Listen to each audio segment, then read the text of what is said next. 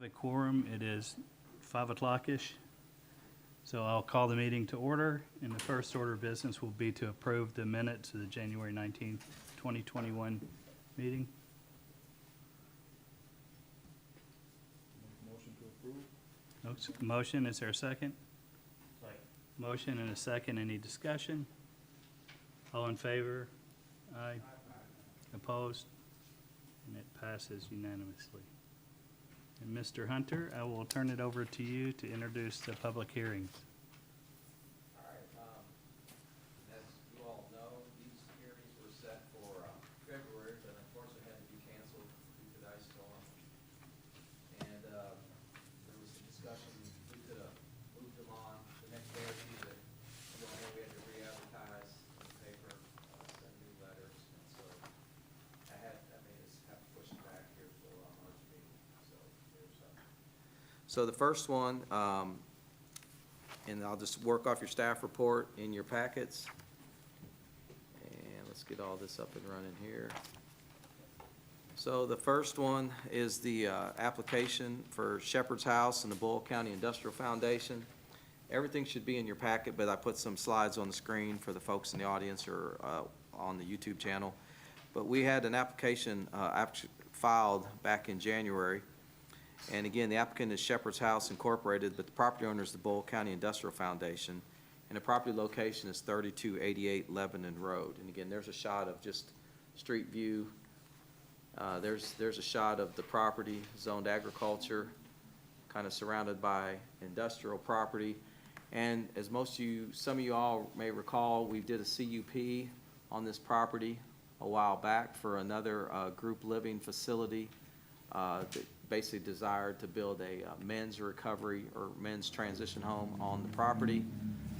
That business, I guess, ceased operations with the Industrial Foundation being the landlord. And then Shepard's House is filed an application very similar in nature, a conditional use permit for group living to make this a transition home at the same location. So again, the other facility is gone, and Shepard's House is then coming in and wanting to do a facility under a lease situation with the Industrial Foundation. So it's a very similar conditional use permit that we heard prior. This is actually an exhibit that was turned in last time with the first facility. And at that point in time, we showed you all several pictures of the property. The house was in somewhat disrepair at that time, and it was renovated, cleaned up, and the facility opened, and at some point closed in the year 2020. And so at this point, it's just more kind of a move-in with a new tenant. And this is the exhibit they turned in to kind of show the buildings and the parking and whatnot. And then I'll just flow through the staff report, and that's the exhibit that came in for the CUP. Page 2 of your staff report outlines the zoning ordinance section, Article 4 and Article 5, that requires the need for a conditional use permit prior to a group living facility operating in the ag zone. Page 3 of your staff report has some defined terms, but the conditions of approval are what we need to focus on the bottom of page 3. The prior applicant had conditions, and had they been more, let's just say, more generic in nature, it may have been possible for these guys to sort of move in under those conditions. But one of the conditions was if it ever ceased operation, then all the conditions became kind of void and null. So that required the Shepard's House to come back in and do a new CUP. Had they just said group living for X number of individuals, there's a good chance you could have went from one user to the second user. But it worked out better because then these conditions are more tailored towards what the Shepard's House sees as their clientele and how they kind of going to move forward with the facility. So the conditions are pretty straightforward. It says the uses are limited to group living only. The maximum number of residents is 12 plus an on-site manager, and they have enough parking spaces for 12.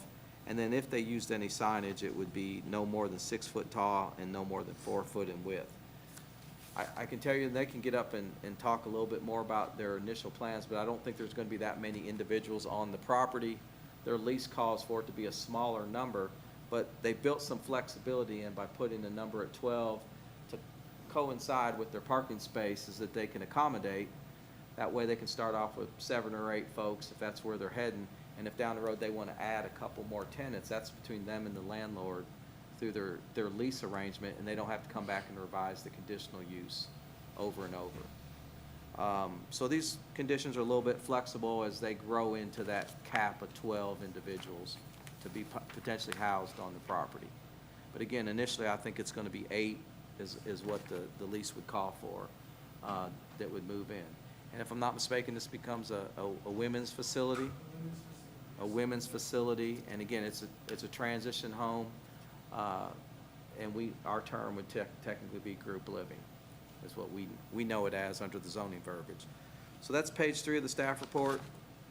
Page 4 is your review criteria that you use month to month on CUPs, your findings required, and then the bottom of the page are any staff items of concern, which there were none. So I'll be glad to answer any questions. Shepherd's House folks are in the back. Bull County Industrial Foundation representative is also in the back of the room if you have any questions for them. And there could be people here for or against, not 100% sure. Would the applicant like to speak to the board? Hey, Roger, I'll let you grab this and push that green, or you can hold it up in the air, or whatever you want to do. All right. Good evening, gentlemen. My name is Roger Fox. I'm the Vice President of the Shepherd's House. Our plan for this property is to house 8 women from Boyle and Mercer County to coincide with the program that we already have been operating for the last 4 years here in Danville over on 3rd Street. This housing program is going to provide these women with an opportunity to return to our community, get employment, get involved in a recovery program, get involved in self-help groups, individual therapy, hopefully be reunited with their families if that's at stake. And I really think that this is going to be a great opportunity. Some of the stuff that we've put in place, we've hired a full-time house manager who will be there Monday through Friday, and we've hired a weekend manager that will be there from Saturday. They'll be there Saturday and Sunday.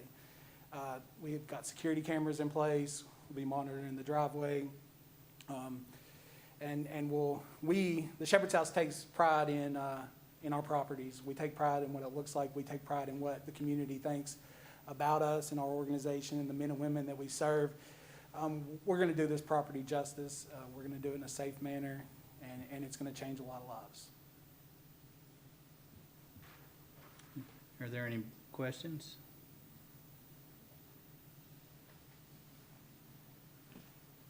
Is there anyone else here to speak in favor?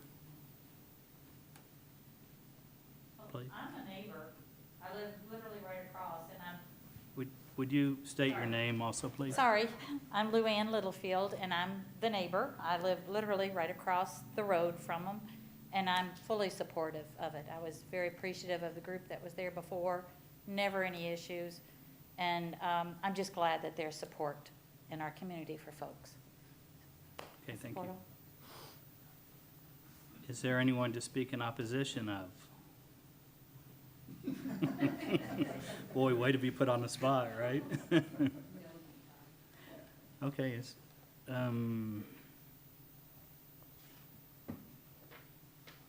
add one other note. When we heard the application the first time around, there was some development issues related to sewer, septic. All those things were worked out prior to the first group getting in the property. The sewer was connected to the property, and again, the property was cleaned up, complying with all building code issues. So again, a lot of work was done with the first client, and unfortunately it didn't work out, and the Shepherd's House is now able to come in and kind of take it to the next level. But I just want to let you know it is connected to sanitary sewer, which was a requirement of our first approval. Okay. Did have Cindy Ellsworth with the Industrial Foundation. Need you to come up here, Cindy.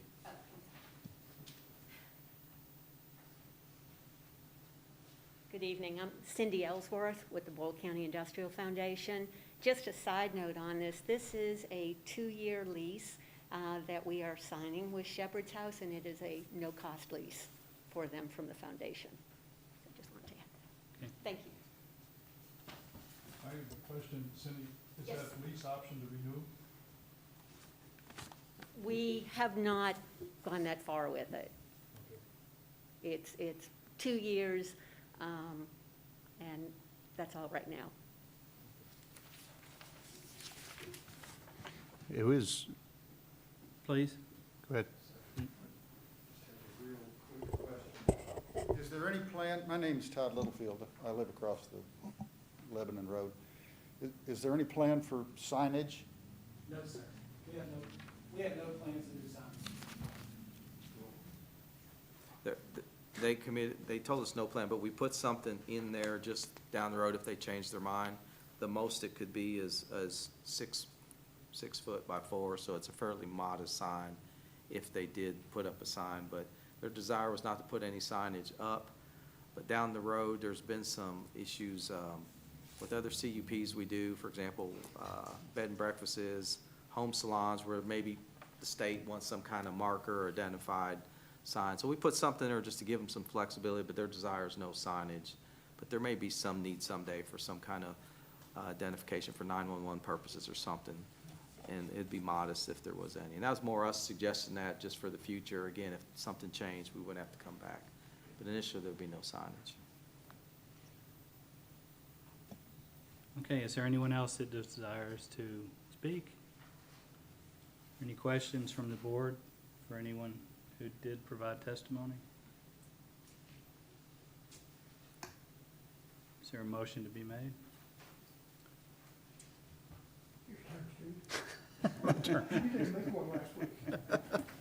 I tell you what, Henry, I'll make a motion that we approve the conditional use permit for conditional living facility based on the conditions provided us, because I really don't think that it goes against any of the bullet points there. Isn't detrimental, not going to overburden anything, so I think we should be moving Second. Okay, motion and a second. And Henry, does that cover our needs for a motion? I think I might add that we incorporate the applicant's conditions, that the use of the property is consistent with the prior use of the property, and that these things will provide a limit on any detrimental effects. Thank you. Is that acceptable change to your motion and second? Yeah, I guess so. So, a motion and a second. Any discussion? All in favor? Aye.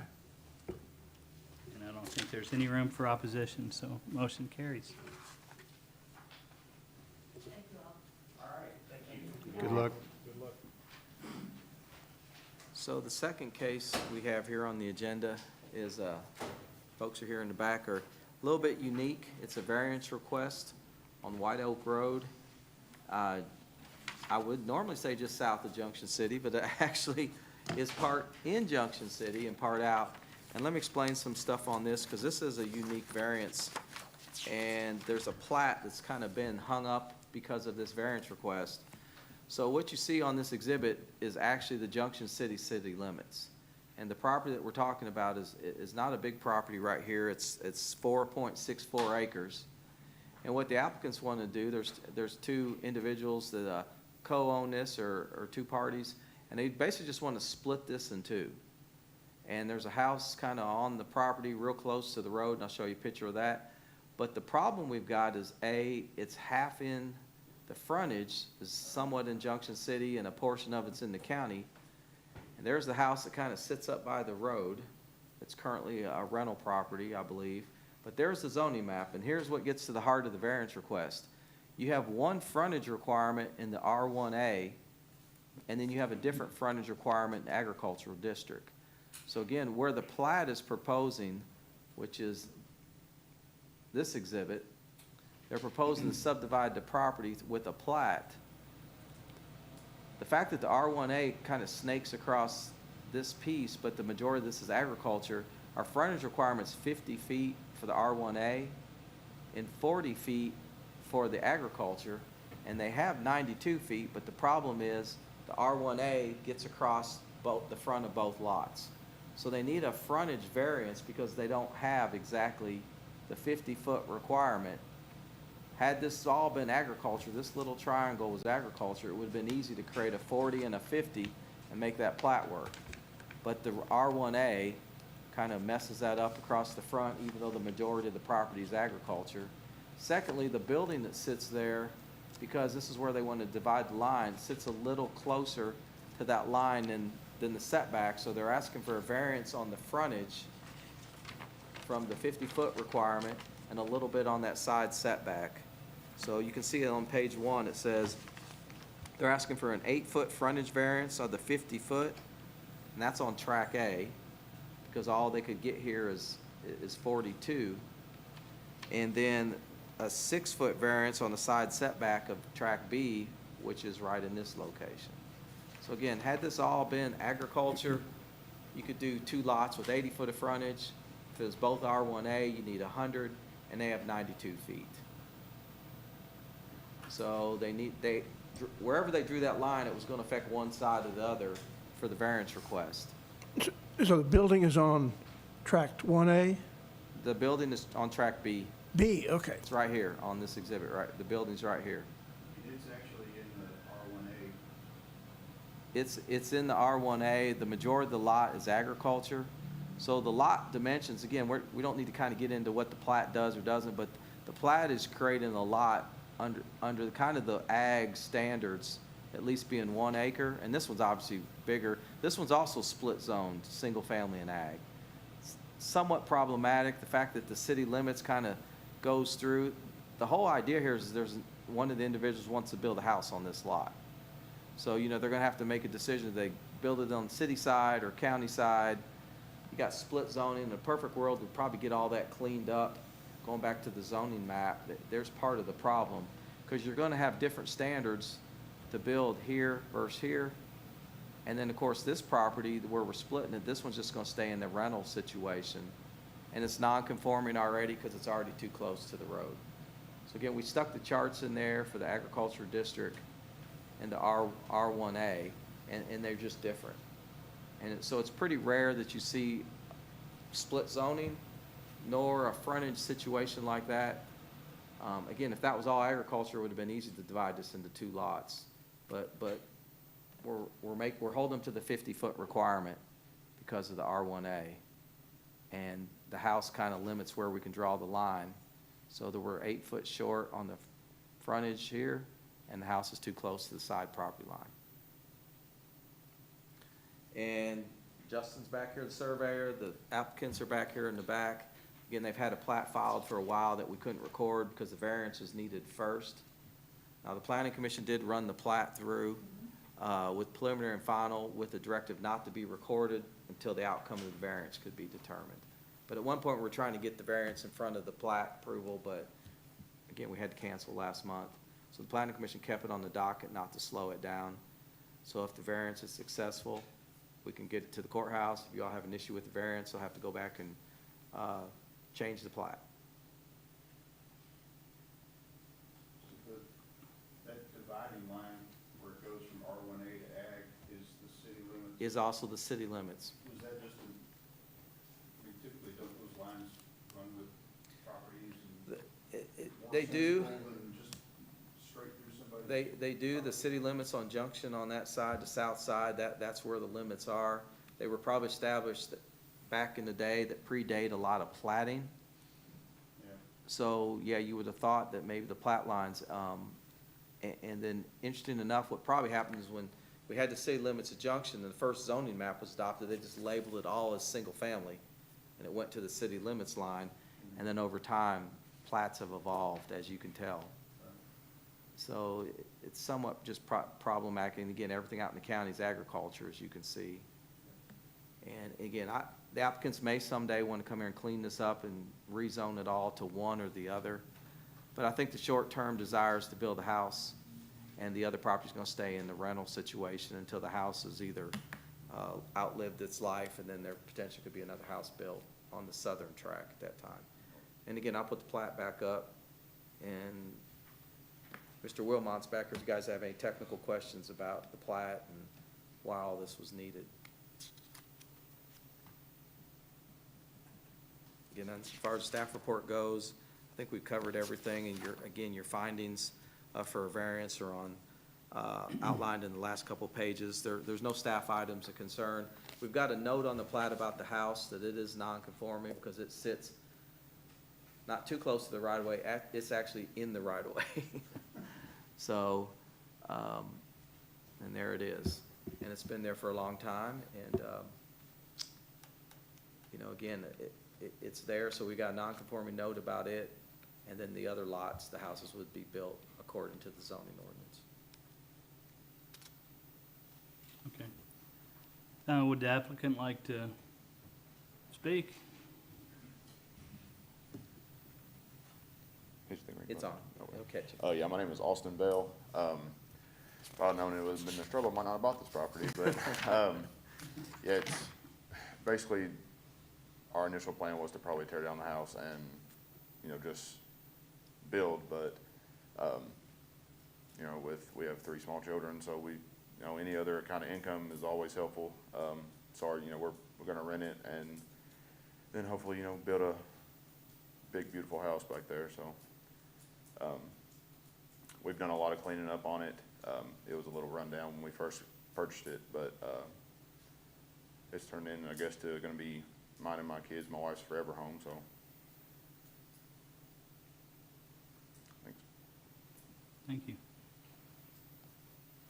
Is there anyone else who would like to speak in favor? Anyone in speaking, well, does the board have any questions of the applicant? Anyone who would like to speak in opposition?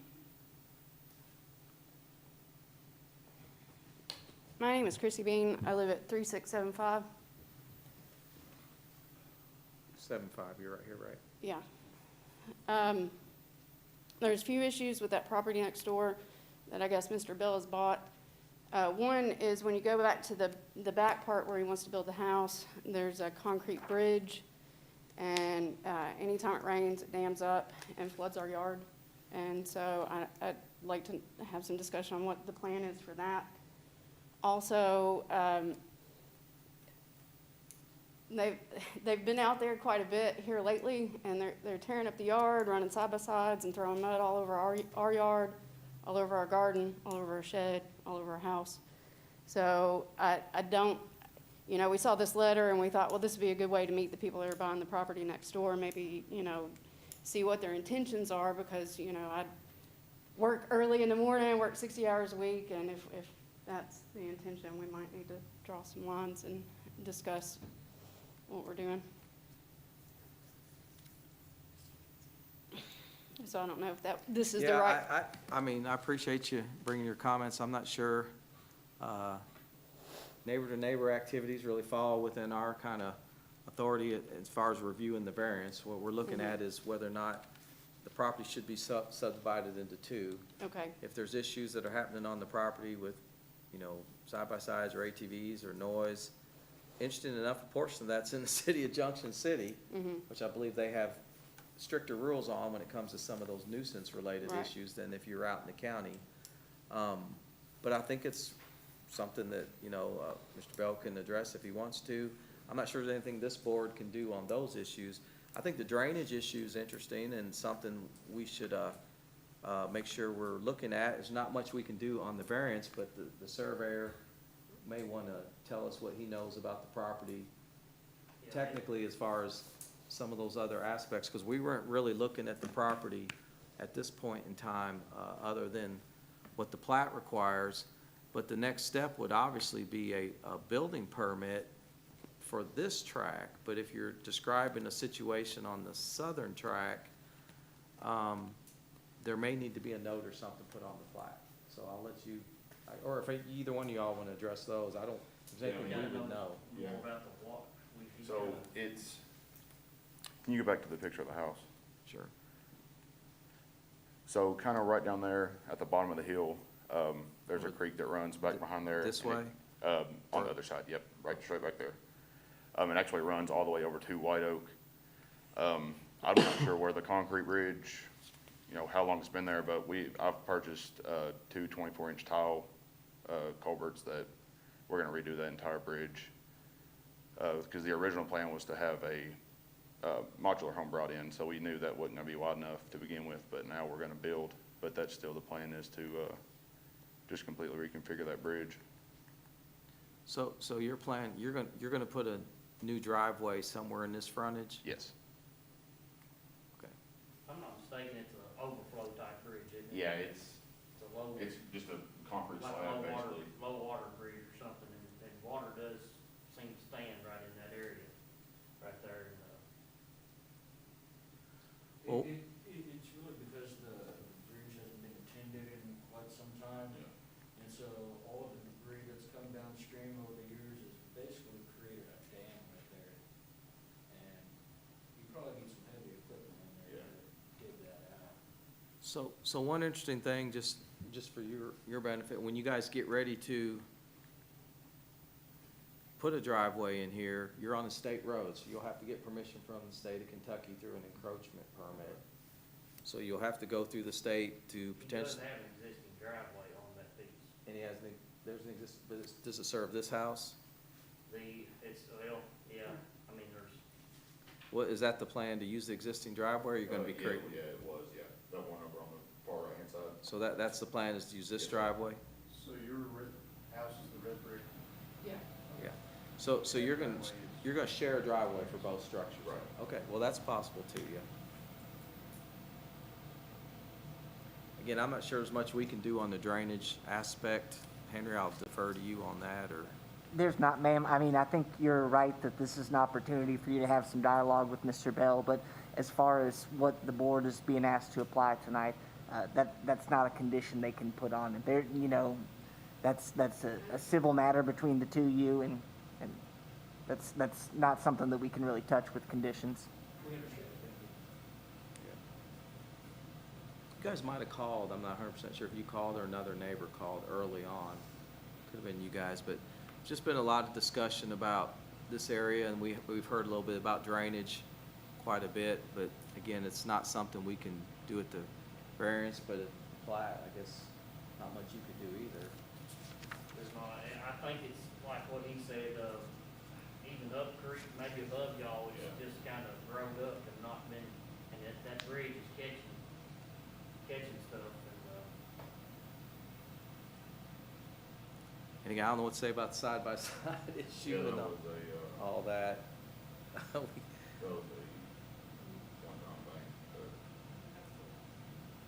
We get calls about things between two neighbors, and sometimes they're not P and Z issues, unfortunately. But again, it is interesting, this is partially in the city, so I think as far as your structure goes, there is some protection being in the city as far as some nuisance-related issues of noise or issues like that, so. Yeah, we don't want to be cops on people. And, at the end of the day, White Oak Road is not a quiet street. You got the airport, you got the railroad, you got the gun range, you got Yeah. the Ponderosa Speedway this season. Yeah. So, We're used to noise, yeah. But when I wake up, my garden's covered in mud. And Well, and that's if- my food supply. If you call them, they might not know if it's sheriff or police who's supposed to Right, report yeah. what part of the property we're on there. Well, I appreciate y'all being here and bringing that up. I'm not sure we can do anything on the variance aspect, but hopefully you guys can address those issues and try to work with your neighbors on that. Okay. Does the board have any questions or thoughts?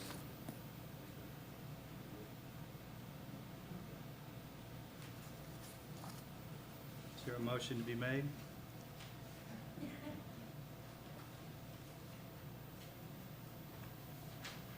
I'll make a motion that we approve this as presented with Henry's guidance. Good motion. I'll offer some suggested text in response to that motion before a second, maybe. The meandering city limits and split zoning hamstrung the owners and the ability they would have had to create two conforming parcels.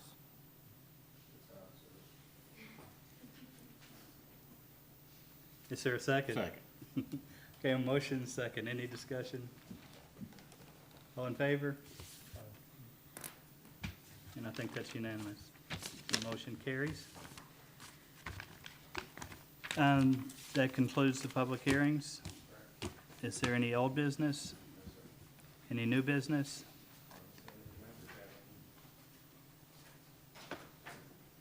Hearing none, are there any announcements? Is there a motion to adjourn? And a second? All in favor? Opposed? Meeting adjourned.